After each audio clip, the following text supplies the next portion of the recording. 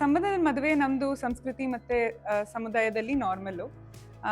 ಅದರಲ್ಲಿ ಏನೂ ತಪ್ಪಿಲ್ಲ. ಆದರೆ ಅದರದ್ದು ಸೈಡ್ ಎಫೆಕ್ಟ್ ಆಗಿ ನಾವು ತುಂಬ ಜನಕ್ಕೆ ಮಕ್ಕಳಾಗಕ್ಕೆ ತೊಂದರೆ, ಮಕ್ಕಳಾದ್ರೂ ಡಿಫೆಕ್ಟ್ಸ್ ಆಗೋದು, ಸ್ಟ್ರಕ್ಚರಲ್ ಡಿಫೆಕ್ಟ್ ಅಂತ ಹೇಳ್ತೀವಿ.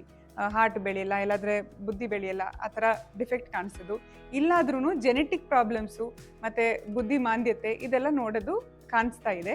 ಇದಕ್ಕೇನು ಕಾರಣ ಅಂದರೆ, ತುಂಬ ಜನದಲ್ಲಿ ಪೇರೆಂಟ್ಸ್ ನಾರ್ಮಲ್, ಅಪ್ಪ ಅಮ್ಮ ನಾರ್ಮಲ್ ಇರ್ತಾರೆ, ಅವರು ಸಂಬಂಧದಲ್ಲಿ ಮದುವೆ ಆಗಿರ್ತಾರೆ. ಫಾರ್ ಎಕ್ಸಾಂಪಲ್, ಮಾವನ ಮಗಳನ್ನ ಮದುವೆ ಮಾಡಿರ್ತಾರೆ, ಇಲ್ಲಾಂದರೆ ಫಸ್ಟ್ ಕಸಿನ್ಸಲ್ಲಿ ಮದುವೆ ಆಗಿದ್ರೆ ಅವ್ರದ್ದು ಇಬ್ಬರೂ ನಾರ್ಮಲ್ ಕಾಣಿಸ್ತಾರೆ, ಅವ್ರಿಗೇನು ತೊಂದರೆ ಇರಲ್ಲ. ಬಟ್ ಅವರು ಒಂದೇ ಬ್ಲಡ್ ಫ್ಯಾಮಿಲಿಯಿಂದ ಬಂದಿರೋದಕ್ಕೆ ರಿಸೆಸಿವ್ ಜೀನ್ಸ್ ಅಂತ ಒಂದಿರುತ್ತವೆ. ಯಾರಿಗದು ಇದೆಯೋ ಅವ್ರಿಗೆ ಅದು ಮ್ಯಾನಿಫೆಸ್ಟ್ ಆಗಲ್ಲ. ಬಟ್ ಎರಡು ಕಡೆಯಿಂದ ರಿಸೆಸಿವ್ ಜೀನ್ಸ್ ಜೊತೆಯಲ್ಲಿ ಬಂದಾಗ ಅವ್ರಿಗೆ ಹುಟ್ಟುವ ಪಾಪುಗೆ ಅದು ಎಫೆಕ್ಟ್ ಆಗುತ್ತೆ.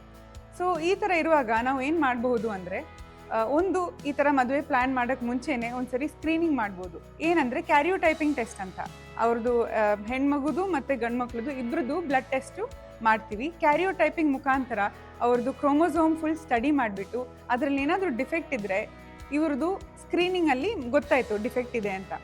ಇಲ್ಲಾದ್ರೂ ಫ್ಯಾಮಿಲಿ ಹಿಸ್ಟ್ರಿ, ಕೆಲವ್ರಿಗೆ ತಲೆಸೀಮಿಯಾ, ಬ್ಲಡ್ ಪ್ರಾಬ್ಲಮ್ಮು, ಪದೇ ಪದೇ ಬ್ಲಡ್ ಹಾಕ್ಸೋದು, ಸಿಕಲ್ ಸೆಲ್ ಅನೀಮಿಯಾ ಅಂಥವೆಲ್ಲ ಆಲ್ರೆಡಿ ಕೆಲವ್ರಿಗೆ ಫ್ಯಾಮಿಲಿಯಲ್ಲಿ ಗೊತ್ತಿರೋರಿಗೆ ಇದ್ರೂ ಅಂಥವರು ಮುಂದೆ ಬಂದುಬಿಟ್ಟು ಕ್ಯಾರಿಯೋಟೈಪಿಂಗ್ ಎಲ್ಲ ಮಾಡಿ ಅದರಲ್ಲೂ ಟೆಸ್ಟ್ ಮಾಡಬಹುದು.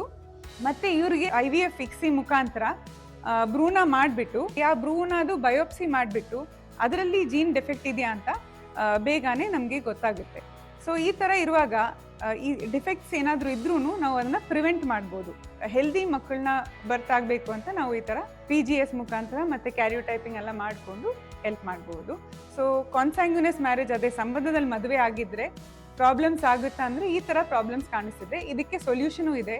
ಈ ಥರ ಯಾರಿಗಾದ್ರೂ ಮಕ್ಕಳಾಗ್ತೇ ಇಲ್ಲದೆ ಇದ್ರೂ, ಪದೇ ಪದೇ ಅಬಾರ್ಷನ್ಸ್ ಆಗ್ತೇ ಇದ್ರೂ ಇಲ್ಲಿಗೆ ಬನ್ನಿ, ನಾವು ಒಂದ್ಸರಿ ಕ್ಯಾರಿಯೋಟೈಪಿಂಗು, ಸ್ಕ್ರೀನಿಂಗು ಮತ್ತು ಏನು ಮಾಡಬಹುದು, ಮುಂದೆ ಏನಾದರೂ IVF ಮುಖಾಂತರ PGS ಬೇಕಾ, ಪ್ರೀ ಇಂಪ್ಲಾಂಟೇಷನ್ ಜೆನೆಟಿಕ್ ಟೆಸ್ಟ್, ನಾನು ಹೇಳಿದ ಪ್ರಕಾರ ಭ್ರೂಣದ ಬಯೋಪ್ಸಿ ಮಾಡಬೇಕಾ ಅಂತೆಲ್ಲ ಹೇಳ್ತೀವಿ.